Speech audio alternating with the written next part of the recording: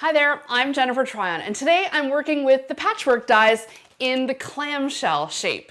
I love this shape. Immediately when I saw it, I thought mermaid tail. So I'm going to show you how you can cut multiple layers of fabric using the clamshell and come out with a very cool and on-trend project. All right, let's get going.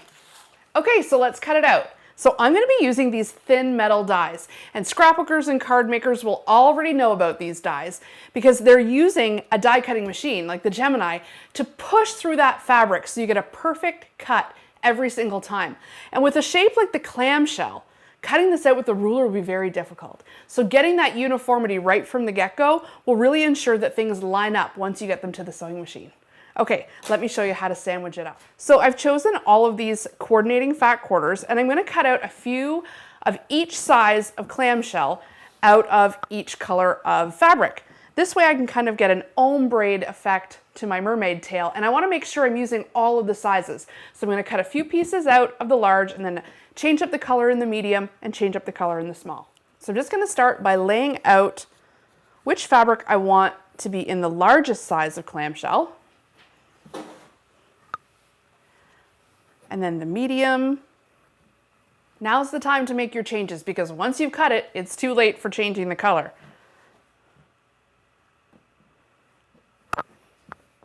So I think this looks pretty good. So there's 4 sizes in the Gemini pack, and each row here is going to get a different size. Okay, so let's cut them out.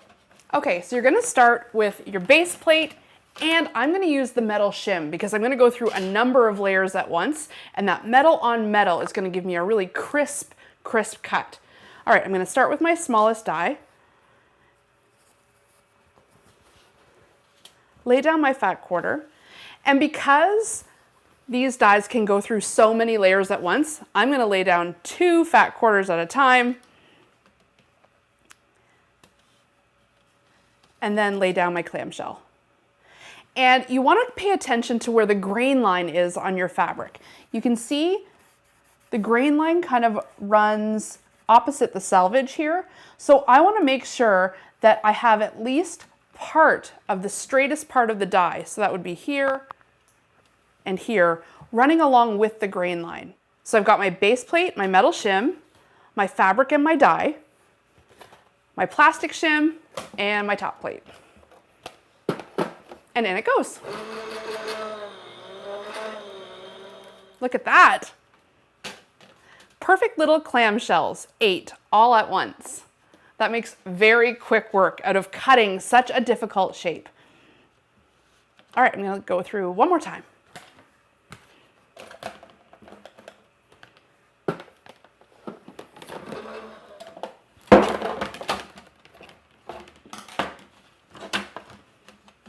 And 8 more, not even a thread. All right, let's do the next color. And to save even more time, I can put multiple dies down on my shims all at once. So let's get a couple different sizes going at the same time. We'll get through this cutting really fast. Now we'll really be cutting lots at once.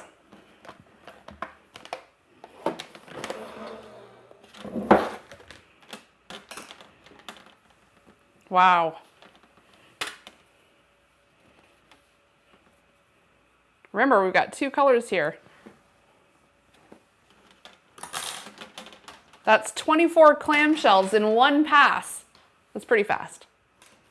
And because all of these dies are mixed media, which means they're bigger, thicker, deeper than regular paper crafting dies, I can also cut out more than just regular fabric. And to make this mermaid tail, I thought it'd be cool to intersperse some of this cute glitter fabric from Threaders. So I've got a bunch of rolls. I'm going to cut out a bunch of clamshells using the glitter fabric too. And again, because the Gemini is so strong, I can cut out multiples at once. So I'll flip it over and add a couple of my shells.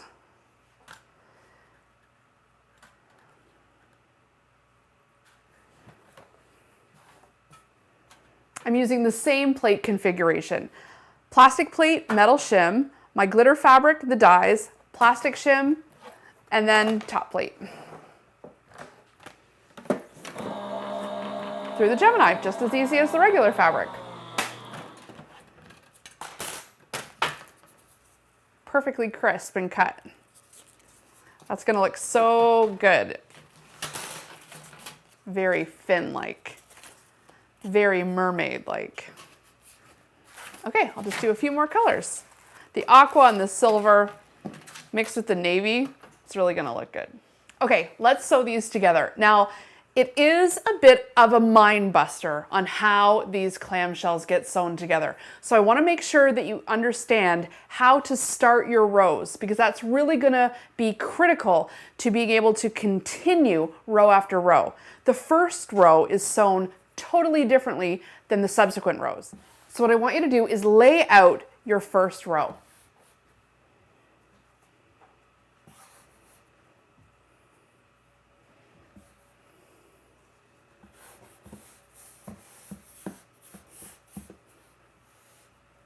Do however many wide that you want. I think on a twin size quilt, this is gonna sort of look like the waist of the mermaid.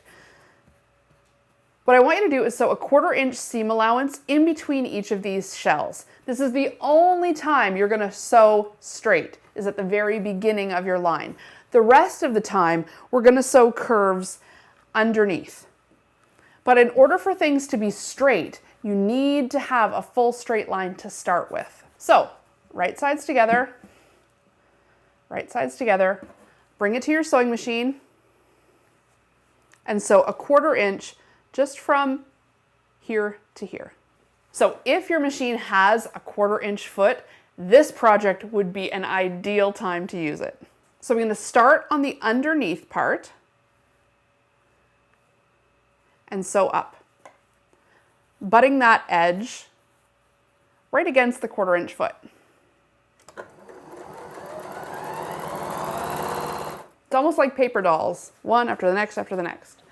And last one. And once you've got your row together, I want you to press your seams open.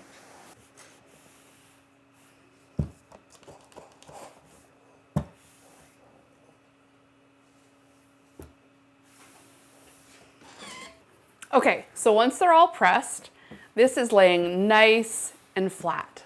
But now is when we have to start sewing the curves. So things are going to get a little more complicated, but by the time you've sewn a row or two, you are going to be a curve sewing expert. So here's what to do next. So we're going to take our next clamshell, and I'm going to fold it in half to find the middle. And just finger press it. And then I'm going to line that up, that middle up, with my middle seam. I'm going to line that up with my middle seam. And this sort of seems counterintuitive, like how on earth could these go together? If you were to just sew it like this, it would end up sort of giving you a point in the middle and be almost like a bowl. So we've actually got to sew this curve on an actual curve and slant the bottom fabric right around. So this seems counterintuitive, but trust me, it's going to work. So with that center pressed against the seam, that's where I'm going to put my first pin. So if you're just starting out, I'd recommend using lots of pins and start with the largest size clamshell before you graduate down to the smaller ones. So now I want you to take the end of your clamshell and bring it to the end of the bottom shell and twist it and put that flush together and pin.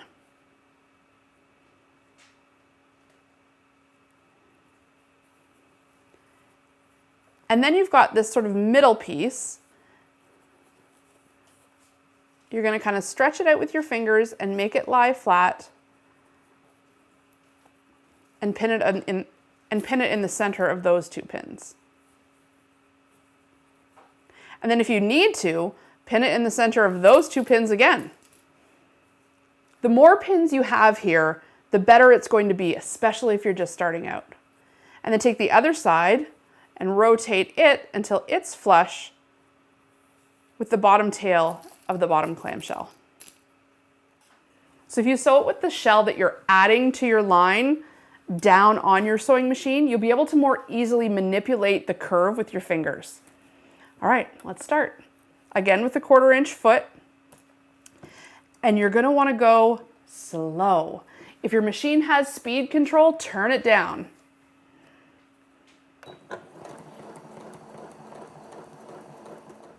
You may also notice that the fabric might try to pucker.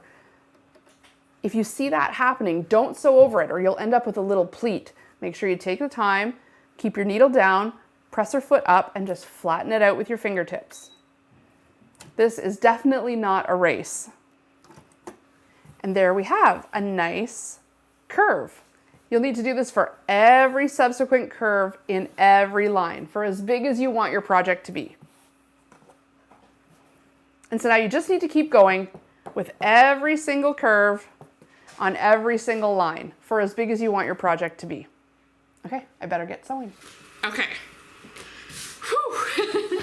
I've got all my large ones together, and you can see I've even sprinkled in some of that cute glitter fabric. Starting to look like fish scales, starting to look like a mermaid's tail. Okay, so now I'm gonna do my medium and my small rows in exactly the same way as I did my large one. But now that I'm a little more experienced with the curves, it's gonna come together pretty quick. Now, I've sewn these together. Now, I've only sewn these together in their size sections. The smaller ones won't fit into the bigger ones. So what I'm gonna do now is applique. In order to get this tail together, I'm gonna cut off the sides so that it's nice and flush, and I'm gonna use a little spray adhesive on the back and get this onto my fabric. So even though this took a ton of sewing, how else could you achieve this amazing pattern? Okay, I've trimmed off the edges of my clamshells and I've got a beautiful fresh background fabric. So you could just go ahead and sew clamshell after clamshell until your quilt top was completed. But I'm going to applique my clamshells onto this background fabric because I'm making the mermaid tail.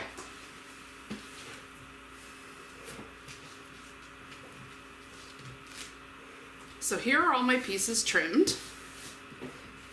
And I'm gonna lay them right up to the edge. So with it all laid out, I'm gonna take some stick and spray from Threaders and I'm gonna put some of this adhesive onto the back and iron it onto my background fabric. See, so many of the products from Crafter's Companion are meant to work together. So I'm gonna use this to make sure this sticks to the front of the fabric.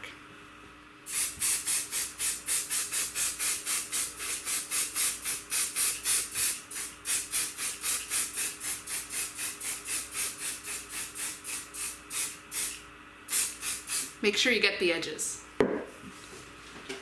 And then line it back up again. Okay, now I just need to iron it down.